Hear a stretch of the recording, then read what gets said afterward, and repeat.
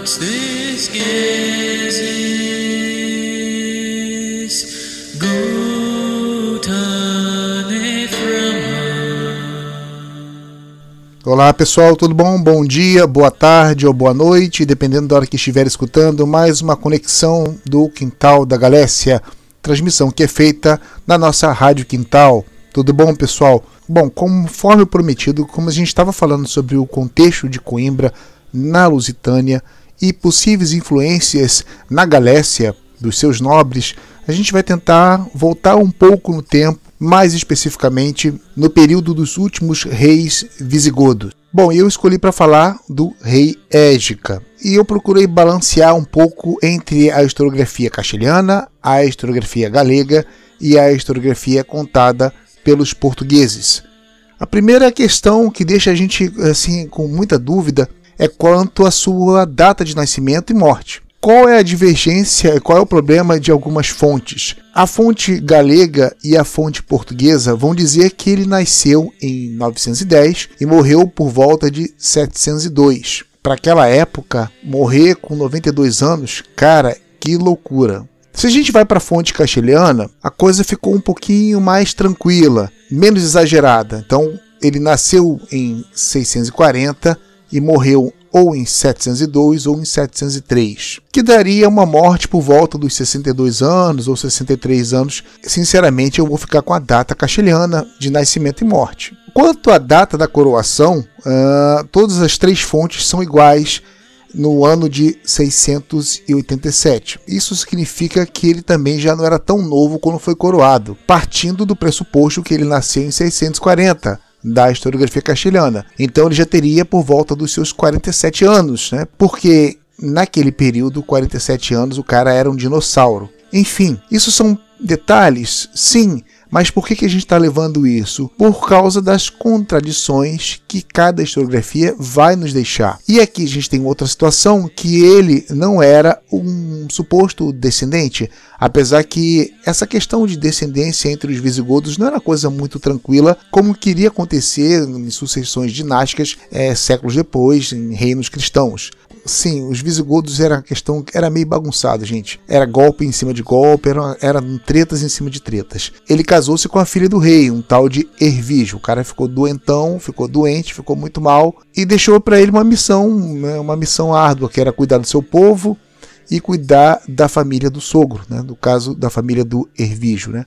Então são duas missões quase impossíveis: o rei cuidar do seu povo e o rei cuidar da família do seu sogro. Bom, o que a gente precisa saber em detalhes é que o casamento do Flávio Égica com a filha do rei Hervígio, que se chamava Fávila Sigilona, vai resultar, no fruto desse matrimônio, na sua descendência, um tal Witiza, muito conhecido principalmente pelos galegos. E como eu falei, o governo do Égica não foi muito fácil e também passou por tentativas de golpe, né? Como que aconteceu no ano de 692, um tal Sunifredo tentou tirá-lo do poder, mas ele deu a volta e conseguiu controlar essa rebelião, confiscou os bens desse pessoal e pronto, sempre criando amizades e inimizades. Tanto é que o rei Égica vai também arrumar uma treta com os judeus, né? Ele vai criar muitas normas contra os judeus, o que já mostra que esse povo já vivia ali pela Hispânia antes da chegada dos Omíadas. Há também quem vai dizer que por ele ter feito leis, normas contra as comunidades judaicas que viviam na Hispânia, esses judeus, de certa forma, vão apoiar, vão participar na tomada de Toledo e outras cidades. E mais para frente, por volta do ano 700, segundo a historiografia galega e a historiografia portuguesa, é quando ele vai nomear o seu sucessor Witiza, né? E ele vai confiar a Witiza uma missão especial, que é que ele governe paralelo a ele, né? Então, assim, simultaneamente em que o pai governava a Hispânia visigoda, o filho teria que governar aquele antigo território que pertencera aos suevos. Na historiografia portuguesa, nós vamos encontrar a palavra Reino Suevo da Galécia, que era aquele território que antes foi controlado pelos suevos. Quando a gente vai analisar a historiografia feita pelos galegos, a palavra Galécia desaparece e vai dizer que o Égica nomeou o sucessor, o seu filho Witiza, para o governo da Galiza. E aqui vai ficar sempre essa coisa: Galécia e Galiza em questões territoriais são a mesma coisa? Em segundo lugar, é que a palavra Tui, nesse momento, na historiografia galega, utiliza-se a palavra atual da cidade, Tui, que era onde ficava a residência real de Witiza. Quando a gente vai para a historiografia portuguesa, ainda é o nome antigo. Às vezes, é importante também não sermos anacrônicos em algumas situações. De qualquer forma, portugueses e galegos entendem muito bem que Tude, atual Tui, era onde ficava o trono de Witiza, filho do rei Égica. Quando o rei Égica morre, o Witiza vai passar a governar todos os reinos, ou seja, o reino da Espanha e o reino da Galécia. Todos eles, por sua vez, estavam sob o controle das monarquias visigóticas naquele momento. Por certo, a historiografia castelhana ela é mais detalhada em informações a respeito do Égica, em especial quando a gente fala sobre aquelas normas ou legislações a respeito das comunidades judaicas. Aqui há uma política anti-judaica, inclusive que proibia os judeus de fazerem comércio com outras nações e até com os cristãos. Era praticamente deixar os caras na falência, né? Os caras não podiam fazer comércio nem dentro da casa, nem fora da casa. E ao certo também era uma forma de obrigá-los a se converterem. Bom, dentro da historiografia castelhana também citam algumas crônicas, inclusive a crônica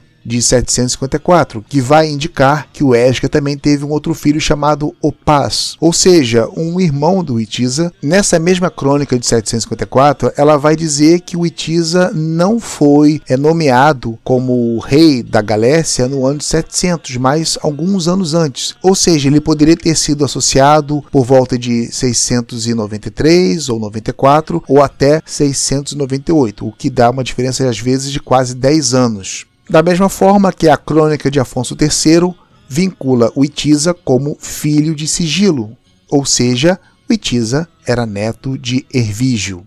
E mais à frente fala da crônica Regnum Visigotorum, que vai confirmar que a posição de Witiza como rei da Galécia seria no ano de 700. Então é assim, uma crônica vai dizer que o Witiza passou a ser rei da Galécia em 693, 694, 698 e 700. E, sinceramente, um ano a mais, um ano a menos, para mim pouco importa. O que importa serão os acontecimentos decorrentes depois de Witiza. Em síntese, Witiza vai passar a ser rei por volta de 702 ou 703, com a morte do seu pai. É isso, pessoal. A gente vai continuar aí até chegar realmente no condado de Coimbra e os seus sucessores. Um abraço, tchau, tchau.